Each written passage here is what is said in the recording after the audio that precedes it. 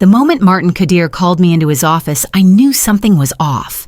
He had that polished grin, the kind corporate managers wear when they're either about to deliver a great opportunity or a death sentence dressed as a compliment. His tie was a little too crisp. His posture leaned too far into artificial warmth. "Amira," he said, gesturing to the chair across from his desk. "I want you to meet someone. This is Rafi Bahur, brilliant young mind, just wrapped up a finance fellowship in Dubai, sharp as they come." I offered a polite smile, extending my hand. Rafi's grip was overly enthusiastic, bordering on performance. He was tall, overdressed, and not a hint nervous. I noted the branded notebook tucked under his arm, the expensive watch, the way he looked at me, like I was the last piece of a puzzle he already thought he'd solved. Pleasure to learn from the best, he said. Charming, predictable, rehearsed. Martin clapped his hands together. "You two will be a great team. I told Rafi he's lucky to shadow someone with your legacy." Legacy. The word landed with the dull thud of a closing door. After a few more pleasantries and hollow small talk, I was dismissed with a chirpy, "You'll figure out a rhythm." I stepped into the hallway and paused. My phone buzzed with a Slack notification. As I reached to check it, I heard Martin's voice still coming from the speakerphone behind the door I had just closed. He hadn't muted the call. "She'll be gone by next quarter. I'll frame it as a restructure. Rafi's already on board." The sentence floated out in Arabic, clean and deliberate. A language he thought I wouldn't understand. My heart didn't race. My jaw didn't clench. I simply stood there for a beat longer, letting the words root themselves fully formed into memory. I turned, walked back to my desk, and opened a clean folder on my private drive. I named it Phase 1. Then I exhaled slow and even. They thought I was just another legacy employee. They didn't know I had lived in Abu Dhabi, that I spoke Arabic fluently, or that I never forgot words spoken in betrayal. By the time Rafi joined our team later that morning, I already knew exactly who I was dealing with. Rafi's first day on our floor was dressed in carefully constructed humility. He walked in with a reusable coffee cup, a button-down shirt, just a little too crisp for an intern, and that look young men wear when they've already decided they're the smartest in the room. He made a show of asking where the copier was complimenting the view, smiling wide at every good morning like he was networking his way through a garden party. Martin walked him over to my desk with that same salesman grin. "Amira, if you could get him started on the Q2 vendor maps, I think that's a great entry point." I nodded. "Sure. Let's start with access roles and audit trail permissions." Rafi nodded eagerly like a student ready for the final exam on day 1. But 5 minutes into my overview, I noticed his eyes drifting not to what I was saying, but to my screen. He wasn't learning. He was cataloging. He asked a lot of questions. Too many. Not the kind that clarified, but the kind that sniffed for architecture, how our reporting lines worked, what automated processes we used, who signed off on thresholds. It was subtle, almost casual, but I recognized it for what it was. He was casing the system. By the second hour, he'd already clicked into a sandbox archive labeled Legacy Reconciliation 2019. I hadn't shown it to him. He hadn't asked. It wasn't public. I pretended not to notice, only glanced at the access log when he stepped away to refill his coffee. Martin strolled by 3 times that day. Not to talk to me, just to hover, linger, observe. Each time he made a comment like, "Hope she's not boring you to death," or "Let her know if she's going too fast." The tone was light, but the intention clear. I smiled, took notes, and saved every log. If they wanted to play Invisible War, I'd play too, but not with noise. That night, I uploaded screenshots into the Phase 1 folder and opened a second tab labeled Mirage. I had no intention of being replaced quietly. The lunch invitation came with the subject line, Team Bonding. Martin made it sound like a casual meet and greet, but I knew better. He'd invited Rafi, myself, and Mr. Fidel, the regional CEO, whose signature could move entire departments with a single pen stroke. We met at a sleek Lebanese place, downtown, glass walls, warm lighting, waitstaff trained in discretion. The kind of place where business is discussed without ever using the word. Rafi arrived early, fidgeting with his blazer sleeve. Martin walked in like he owned the restaurant, greeting the hostess by name. Mr. Fidel appeared last, calm and unreadable. He sat across from me, offered a nod, then listened more than he spoke. Through appetizers and scripted pleasantries, I played the role I was expected to play, attentive, polite, understated. Martin performed. He bragged about company growth, hinted at automation pipelines, exaggerated the scope of Project Phoenix like he was selling it to investors. Then came dessert. As the waiter cleared the plates, Martin leaned slightly toward Mr. Fidel, and in Arabic said with a quiet chuckle, "She's clueless. We'll fire her in 2 weeks. She works hard, shame to waste it." He delivered it like an offhand joke, a casual betrayal cloaked in a language he assumed I couldn't understand. Rafi blinked, unsure whether to laugh.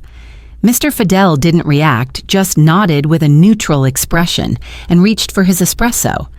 I didn't flinch. Instead, I stirred my tea once slowly.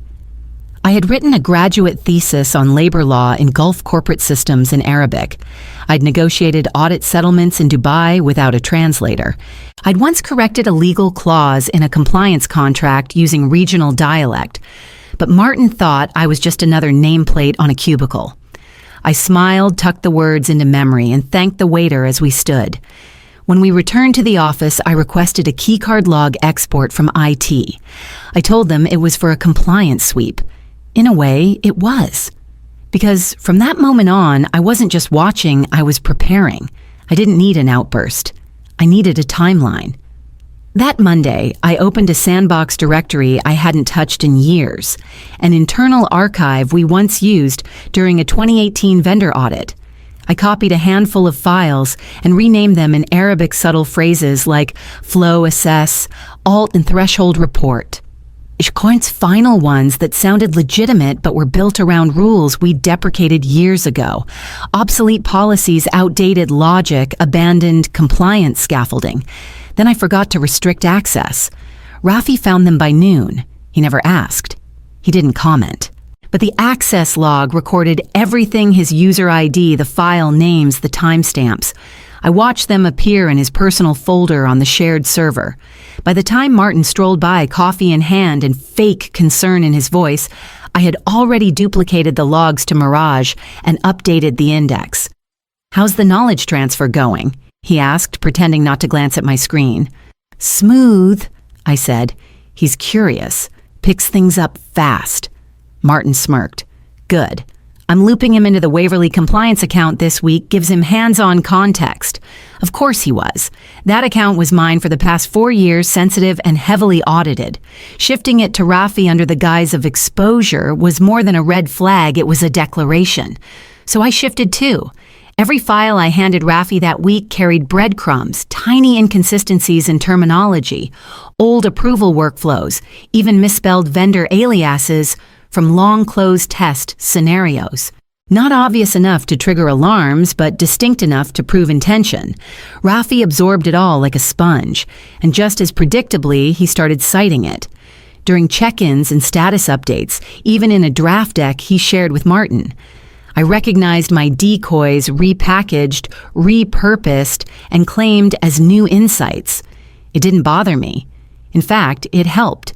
Because once you teach someone to steal with confidence, all you have to do is wait until they try it in front of the wrong audience. And I had a feeling the next meeting would be exactly that. The Thursday compliance review was routine on paper. 10 people in a conference room with charts, timelines, and enough acronyms to drown in. I sat at the far end laptop. Open, neutral expression fixed. Rafi took a seat next to Martin, eager, upright, trying too hard.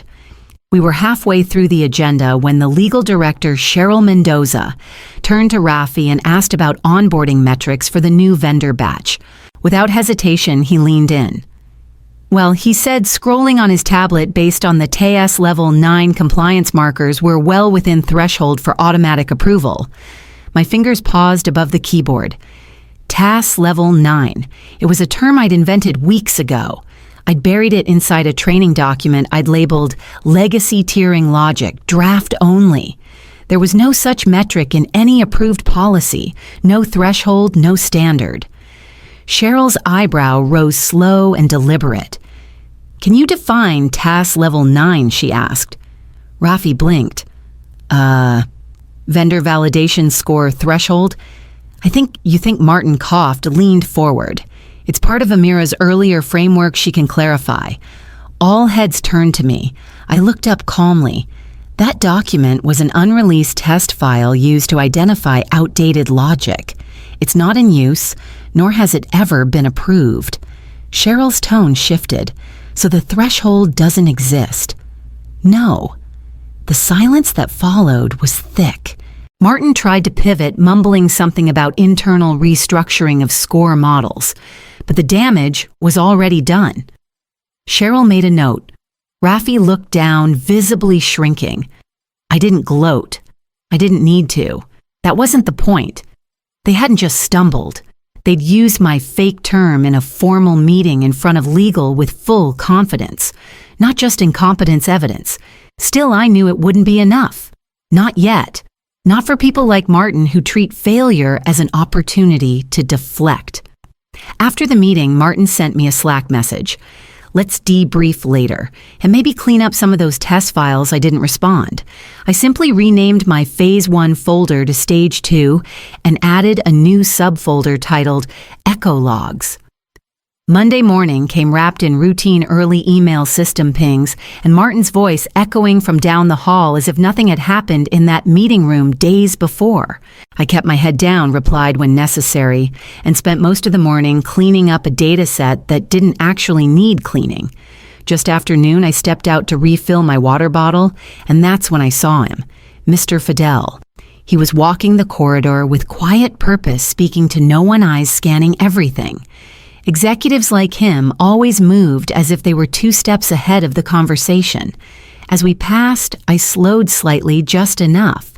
And then softly, so soft it wouldn't register to anyone standing more than a few feet away, I said in Arabic. Thank you for lunch. I understood every word. He paused. Not long. Less than a second. But it was there, the flicker behind the eyes, the stillness in his shoulders. His face didn't change, not really. He just gave me the slightest nod, the kind reserved for people who've just revealed they've been in the room the entire time. I kept walking. Back at my desk, I opened my notes and started a new directory. I called it Project Mirage, Internal Abuse Archive. It felt dramatic, maybe, but fitting. This wasn't about one bad intern or one reckless manager. It was about a pattern. A system of erasure, misattribution, and quiet substitution built to protect the loudest voices in the room. Inside the folder I dropped, the TAS Level 9 transcript, the keycard access logs, screenshots of Martin's Slack messages, file metadata showing Rafi's unauthorized downloads, the original test doc with my decoy threshold label. Every piece fit. Every move I'd predicted had arrived.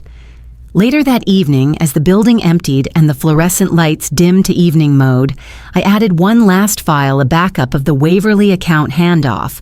Martin had quietly shifted out of my name last week. Then I saved the folder to an encrypted drive, logged out, and walked out into the cold. By morning, I had already outlined my next move. It landed in my inbox at 10:18 a.m. From the legal team's subject line, vendor approval, new flow alignment per Amira Talbot. At first, I thought it was a misroute. Maybe Cheryl had tagged me by mistake. But when I opened the attachment, the pit in my stomach formed fast and hard. The document was mine, but it wasn't. My formatting, my file naming structure, even my usual comment notations were all there. Except the data inside had been tampered with, thresholds, lowered review layers removed, and most alarmingly, a flagged vendor we'd frozen last quarter had now been cleared. And stamped beneath it all in digital ink was my name. Per Amira's recent changes to flow structure. I hadn't touched that vendor. I hadn't spoken to Rafi all week. but he had taken my test framework, one of the decoys I'd planted weeks ago, and repackaged it as an official file, then sent it to legal as if I had signed off, and Martin had been CC'd. I didn't call anyone. I didn't send a correction email. I simply opened a new message addressed to one person, Yara Qassem, Mr. Fidel's long-standing assistant, the person who always stood just behind the power, watching everything. In Arabic, I wrote, "Several documents have been attributed to me without authorization. Attached are samples of recent misuse. I included the vendor approval, a screenshot of the metadata logs, and a side-by-side comparison with my original draft. At the bottom, I added a single line, I believe escalation is imminent." Yara's reply came 15 minutes later. Received. No signature, no questions. Just a word that meant more than any explanation. By the time lunch rolled around, I'd moved the file into the Mirage folder and tagged it Phase 3. I knew better than to expect noise from people like Yara. Their power didn't move in volume. It moved in silence. And silence, I had learned, was more dangerous than anything else in the building. The Zoom meeting started 3 minutes late, Martin's favorite power play. He logged in with his usual flare background blurred. Holding a smoothie he had no intention of drinking. Rafi sat stiffly in the small square next to him, blinking too much, nodding before anyone spoke. "Thanks for making the time, everyone," Martin began, his voice rich with false confidence. "I'm excited to walk you through Project Phoenix, our streamlined future for compliance integration. Rafi's been instrumental. We'll begin rollout next quarter." He launched the screen share. Slides flicked by, color-coded workflows, percentage improvements, manufactured metrics stitched together from retired frameworks. He even included a quote on slide 12, "Phoenix represents a leap forward in compliance clarity." Amira Talbot, Senior Compliance Architect. I never said that. He kept going, pointing to audit improvements that didn't exist, repurposing my test files as live systems.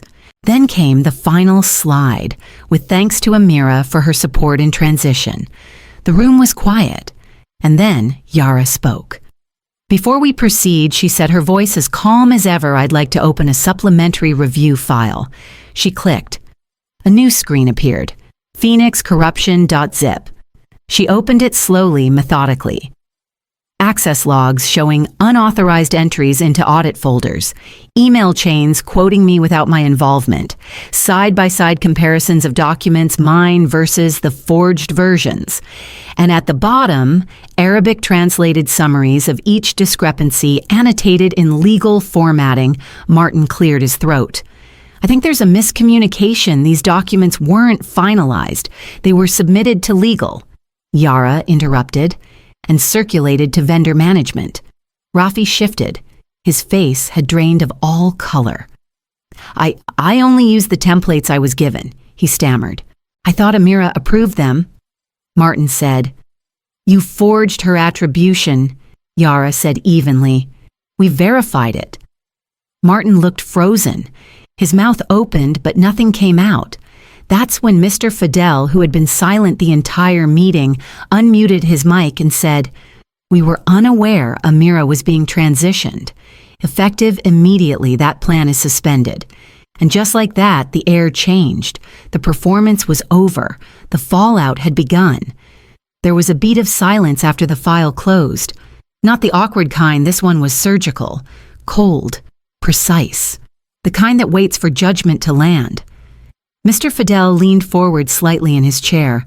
His voice, when it came, was steady and low. "Martin Kadir is placed on immediate administrative leave," he said. "An external audit will commence this week. Rafi Bahur's internship is hereby concluded effective today." No one interrupted. Rafi's mouth opened, then shut. Martin didn't move. Fidel continued, eyes locked on me. "Amira Talbot effective. Immediately you will report directly to Global Audit. Title, Executive Director Integrity Oversight. You'll liaise across departments with full authority on all future compliance policy revisions.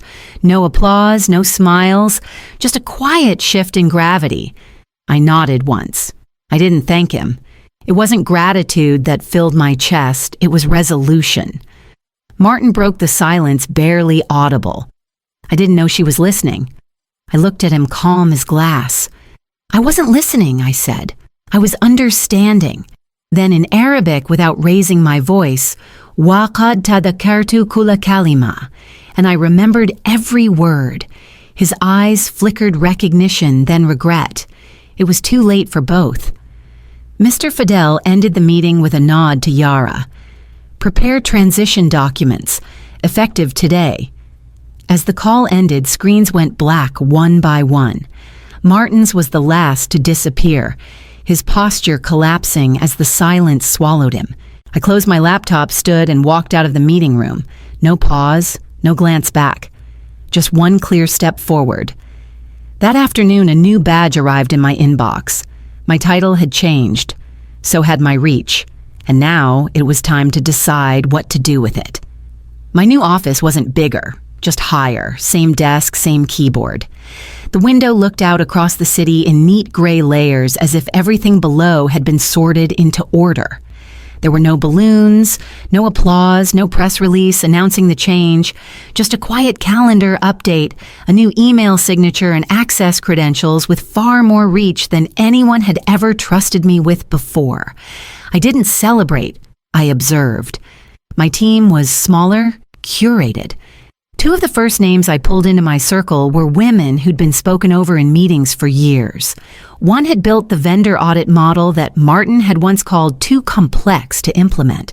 The other had caught a fraud pattern 2 quarters ago that legal hadn't followed up on because no one ever forwarded her memo. Now they both sat across from me in the Tuesday morning kickoff eyes, wary but focused. I sent my first internal memo that night, just one paragraph. For every worker erased mid-sentence, this is your punctuation. No salutation, no sign-off. Later after hours, I opened a private directory and created a new file, code word Sophia, a list of employees across departments who had been sidelined, silenced, minimized. Not because they weren't competent, but because they didn't shout. I added names slowly, some I'd worked with. Others I had only heard about in the background, the way people mention a brilliant analyst who left suddenly or a quiet assistant who caught an error no one wanted to admit was real. This list wasn't for HR. It was for strategy. I didn't plan to be loud about it, just deliberate. Because Martin was wrong about one thing. Revenge doesn't need volume. It needs fluency. Fluency in systems, in silence, in watching without blinking, and most of all, fluency in the language of power spoken not from podiums, but in quiet hallways, locked folders, and one-line emails sent to the right person at the exact right time. I closed the list, saved it, and smiled once, just barely. Then I turned to the window, already listening for the next whisper.